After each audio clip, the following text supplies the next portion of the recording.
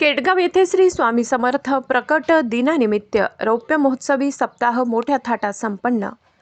केडगाव तालुका दौंड येथील श्री स्वामी समर्थ मंदिरामध्ये स्वामी समर्थ प्रकट दिनानिमित्त 1999 पासून सुरू असलेल्या सप्ताहाचे 25वे वर्ष।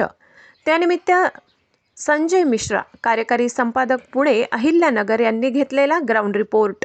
नाही काम नाही झालो पाहिजे। भगवंत आम्ही तुझ्याकडे येतो आणि चालतोय भगवंताकडे। तू म्हणतोयस ना भगवंत मागतो, बरं तूच सांग भगवंत मी तुझ्याकडे काय मागावं? अरे दुष्काळ पडलाय, तुझ्यासमोरची संपत्ती पैसा सगळं संपलेलं आहे, तू माझ्याकडे।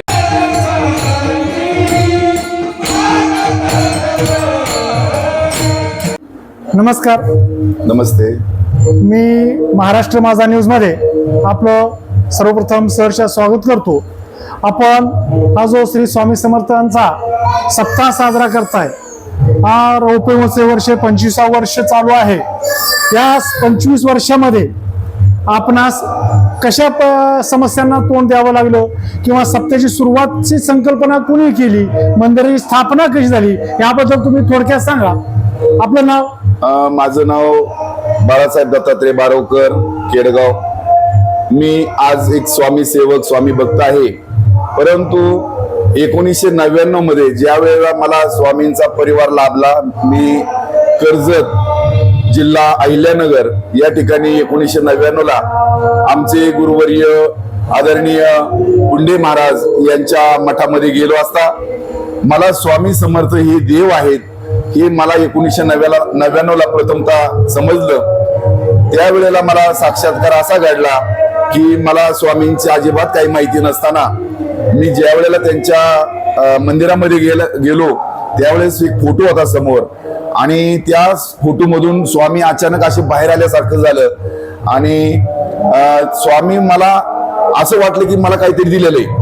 आणि नंतर 1999 ला आम्ही 1 वर्ष स्वामींची प्रतिमा सुद्धा स्थापन करू शकलो नाही। इतकी अडचण आली की ज्या वेळेला भूमिपूजन झालं पर्णकुटीचं, त्यावेळेला अचानक उन्हाळ्याच्या दिवसामध्ये अचानक वारं सुटलं आणि जो मंडप घातलेला होता तो मंडप उडून गेला।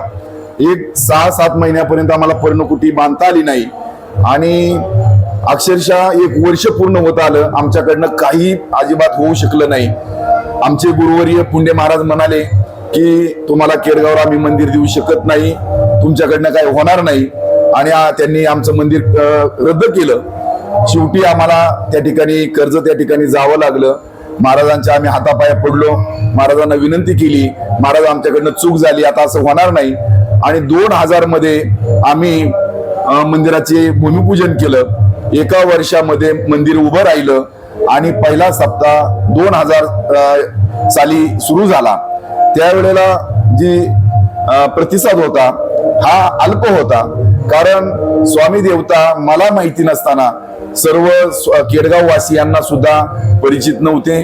अगदी मोजकेच स्वामी सेवक, स्वामी भक्त या केडगाव मध्ये होते आणि 2000 सालापासून पुढे खूप असं बदल होत गेला आणि स्वामी परिवारामधील संख्या वाढत गेली।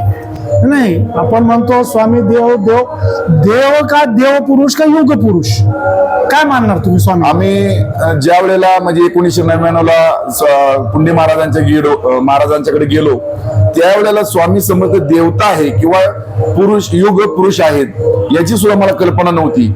परंतु या परिवारामध्ये बहुतेक भरपूर लोक आहेत, स्वामी परिवारामध्ये बहुतेक भरपूर संख्या आहे असं मला समजल्यानंतर मला सुद्धा तसं वाटलं की आपल्याला यामध्ये निश्चित काहीतरी बदल होऊ शकतो। आणि 1998 पासून मी स्वतः एक माळकरी झालेलो होतो आणि मला या पंथामध्ये येण्याचा योग आला आणि खरोखर त्यांची लीला ज्या वेळेस मी वाचली त्यावेळेस खरंच मला क्षणोक्षणी स्वामींची प्रचिती येत गेली आणि माझ्यामध्ये जो काही बदल होता तो घडत गेला।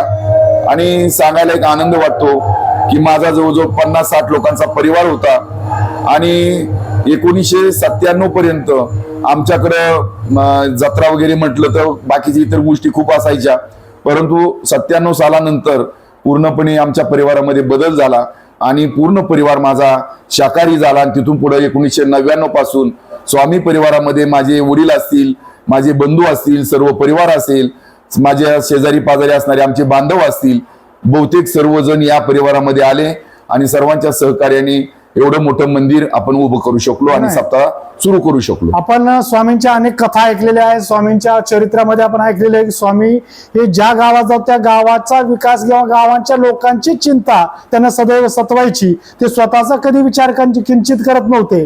मग तसंच सुद्धा आपण या या तुमच्या संस्थेमार्फत या सप्त्यानिमित्त काही समाजोपयोगी कार्य सुद्धा हाती घेत आहेत का? आता आम्ही 1999 पासून मंदिराची स्थापना किंवा तयारी केली. 2000 ला मंदिर उभं राहिलं.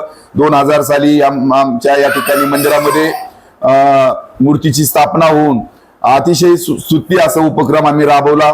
विशेष म्हणजे या दरबारामध्ये अन्नदान हे खूप मोठ्या प्रमाणात होत असतं. दर गुरुवारची पंक्ती आणि सप्ताहामध्ये हजारो भाविक या ठिकाणी अन्नदान ग्रहण करत असतात. देणारे सुद्धा दाते खूप महान आहेत आणि खूप मोठं अन्नदान या आपल्या केडगाव नगरीतील या दरबारामध्ये होत असतं.